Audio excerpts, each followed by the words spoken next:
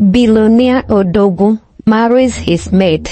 Chief Obinna Okafor was one of the richest men in the city. He had everything: cars, mansions, and businesses. But there was one thing he lacked: happiness in his own home. His wife, Amanda, was beautiful, but her heart was full of pride. She didn't respect him, and she didn't care about anyone except herself. Every morning, Amanda woke up and gave orders like a queen. "Mary, where is my orange juice?" she shouted at the cook one morning. "Madam, I'm coming. Please," Mary replied, hurrying to bring the drink. "You are too slow. Do you think I have all day? You are fired," Amanda snapped, throwing the glass on the floor. Mary's eyes filled with tears. She had worked in the house for years, but Amanda didn't care. Chief Obinna walked into the dining room and saw the mess. "Amanda, why do you keep firing the workers? This is the third one this month," he said, shaking his head. "I don't have time for lazy people," Amanda replied, scrolling through her phone. Chief Obinna sighed. He had once loved Amanda, but now he was tired.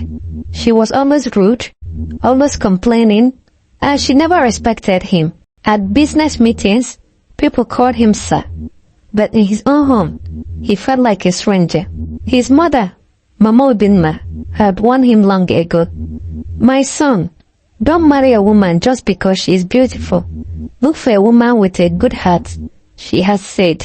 But Obinna had not listened. Now he was regretting it. That evening, he sat alone in his study, thinking about his life. He had all the money in the world, but his home was empty. He felt lonely in his own house. Then something happened. Amanda fired the cook, and there was no one to prepare food. The house needed a new maid immediately. Little did Chief Obinna know that the new maid who was coming would change his life forever. The next morning, a young woman named Nkem arrived at Chief Obinna's mansion. She was from a small village, and this was her first time working in a rich man's house. She wore a simple dress and carried a small bag with her few belongings. At the gate, the security guard, Musa, looked at her suspiciously. "Who are you looking for?" he asked. "Good morning, sir. My name is Nkem. I was told to come and work as a maid," she said politely, bowing her head. Musa nodded and let her in. The moment she stepped into the big house, she felt small. The walls were high, the floors were shiny, and the chandelier in the sitting room sparkled like diamonds. "So this is how rich people live," she whispered to herself. She met the housekeeper, Auntie Rose, who showed her around. "Nkem, your job is to clean the house, cook, and take care of anything Madam Amanda needs. But be careful, she's not an easy woman to please," Auntie Rose warned. "I understand, ma. I will do my best," Nkem said with a smile. Unlike other maids before her, Nkem was not afraid of hard work. She woke up early, swept the floors, and made sure everything was in order. She did her work with joy, humming gospel songs as she cleaned. One afternoon, as she was scrubbing the kitchen floor, Chief Obinna walked in. He was surprised to hear her singing. "Who is that?" he asked, looking around. Nkem quickly stood up and bowed. "Good afternoon, sir," she greeted respectfully. "You are the new maid?" Obinna asked. "Yes, sir." He nodded and watched her for a moment. Unlike Amanda, who always walked around with expensive perfume and high heels, Nkem was simple. There was something peaceful about her presence. That night, while Amanda was busy taking pictures of her new designer bag, Chief Obinna found himself thinking about the young maid. There was something different about her, something refreshing. He didn't know it yet, but Nkem was about to change his life in ways he never expected. Days passed, and Chief Obinna started noticing Nkem more. She was different from all the other maids who had worked in his house.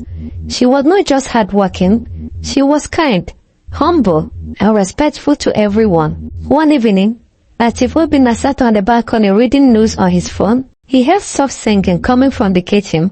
It was Nkem. She was humming a gospel song as she washed the dishes. Great is your faithfulness, O Lord my Father. Morning by morning, new mercies I see. Her voice was gentle, full of peace. Chief Obinna closed his eyes for a moment and sighed. It had been a long time since he felt this kind of peace in his home. Just then, the security guard, Musa, entered the house, looking weak and tired. Nkem saw him and quickly ran to the kitchen. She returned with a plate of food and a cup of water. Oga Musa, you have not eaten today. Please, take this, she said, handing him the food. Musa's eyes widened. Ah, Nkem, you are too kind. Thank you, he said, sitting down to eat. Chief Obinna watched from a distance. He was shocked. Amanda would never do such a thing.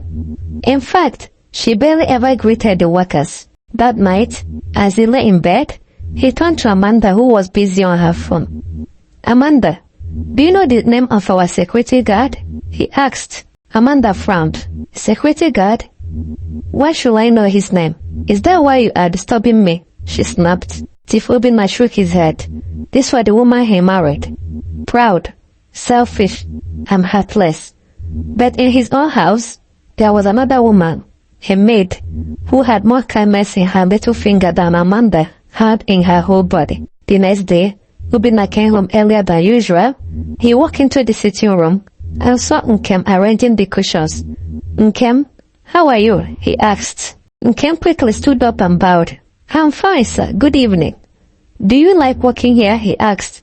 Yes, sir. I'm grateful for the job, she said with a smile. Chief Obinna nodded. He could see the truth in her eyes. She was not here because of money. She was here because she had a good heart. That night, as he lay in bed, he could not stop thinking about her. Nkem was just a maid. Yet, she had brought something into his home that had been missing for years. Kindness. And for the first time in a long time, Chief Obinna found himself smiling. Amanda had started to notice something strange. Her husband, Chief Obinna, was changing. He no longer laughed at her expensive jokes. He no longer complimented her designer dresses. Worst of all, he was paying attention to that maid, Nkem. What is so special about her? Amanda hissed one evening as she watched Nkem serving Obinna his dinner with a bright smile. Amanda knew she had to act fast. She could not allow a mere village girl to take her place. The next morning, Amanda walked into her bedroom and took out her most expensive gold necklace. She looked at it carefully, then smirked.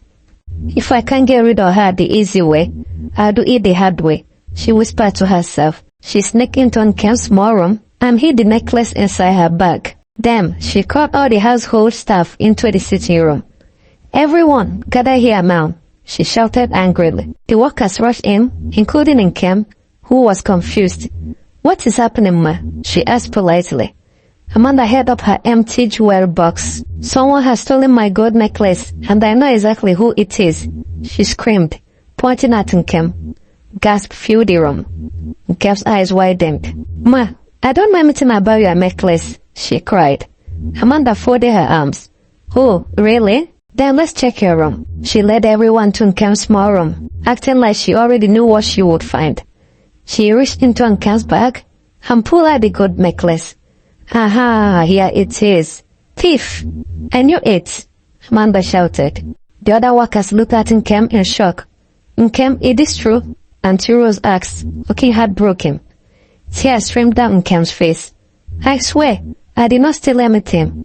I don't even know how it got there, she said, shaking her head. Just then, Chief Obinna walked in. What is going on here? He asked, his deep voice making everyone fall silent. Amanda ran to him. My husband, this girl is a thief. She stole my necklace. Obinna looked at Nkem, who was still crying. He then turned to Amanda. Are you sure about this? He asked. Of course, the proof is right here, Amanda said confidently. Obinna nodded slowly. Alright then, let's go to the living room, he said. He walked over to a small cabinet and pressed a hidden button. Suddenly, a large TV screen on the wall lit up. Since you are so sure, let's check the security camera, Obinna said, crossing his arms.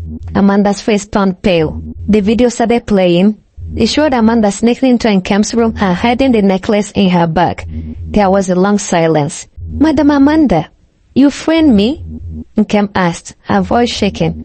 The workers gasped again. Musa, the security guard, covered his mouth in shock. Obinna turned to his wife, his face full of disappointment. So this is who you are, Amanda? A woman who lies just to destroy an innocent girl? Amanda tried to talk. I was just...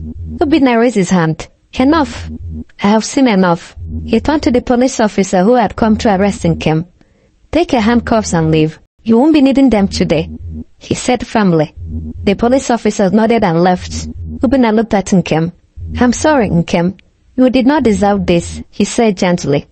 Nkem wiped her tears and bowed her head. Thank you, sir, she said. Then Obinna turned back to Amanda. Pack your things, Amanda. You are leaving my house today. Amanda's eyes widened. What? You are throwing me out because of a maid, she screamed. Obinna shook his head. No, Amanda, I'm throwing you out because you have no hearts. Amanda fell to her knees begging, but it was too late. Her evil plan had failed. She was the one losing everything. Amanda was gone. The house was quiet. For the first time in years, peace returned to Chief Obinna's mansion. But something still troubled him. Nkem. Since the day Amanda had been exposed, Nkem had become distant. She still did her work, but she no longer hummed her gospel songs, and she avoided Obinna as much as possible. One evening, Obinna found her in the garden, sitting on a small stool, staring at the sky. Nkem, he called softly. She quickly stood up. Good evening, sir, she said, bowing. Sit down, he said. She obeyed, but she kept her eyes on the ground. Why have you been avoiding me? Obinna asked. Sir, I'm just a maid. I don't want to bring any more trouble, she said quietly. Obinna sighed. You are not just a maid, Nkem. You are a good woman. You are kind, hardworking, and full of wisdom. I have never met anyone like you.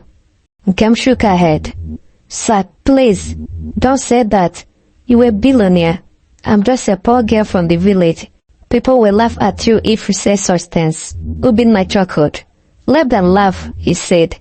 Nkem looked up at him for the first time. Sir, are you saying that you... She paused, unable to finish her sentence. Obinna took a deep breath. Nkem, I have spent years living in an empty house, surrounded by money but no love. I don't care about words anymore. I just want a home filled with peace, and I know that home is with you. Tears welled up in Nkem's eyes. But sir... No, sir. Just Obinna, he said with a smile. Nkem wiped her tears. Oh, Obinna, I don't know what to say. Say yes, he whispered. She covered her face with her hands, overwhelmed. But what will people think? People will always talk, Nkem. Let them talk while we do our happiness. At that moment, Mama Obinna stepped out from behind the trees. She had been listening all along. She walked up to them and placed her hands on their shoulders. My son, you have finally found a good woman, she said warmly. Nkem turned to her, shocked. Mama, you don't think it's wrong? Mama Obinna shook her head. Wrong? My dear, it will be wrong to let true love go because of fear. Nkem looked at Obinna again, and this time she smiled. Yes, she whispered. Yes, Obinna asked, his heart racing. Yes, I'll stay with you, she said. Obinna laughed with joy and held her tightly. A few months later, they had a small but beautiful traditional wedding in Nkem's village. There were no expensive decorations, no gold-plated chairs, just love, family, and happiness. Amanda, watching from afar through social media, regretted everything. She had lost a good man, and now she was all alone. As for Obinna and Nkem, they built a new home together, not just a house filled with riches, but a home filled with love, peace, and kindness, and in the end, true love won.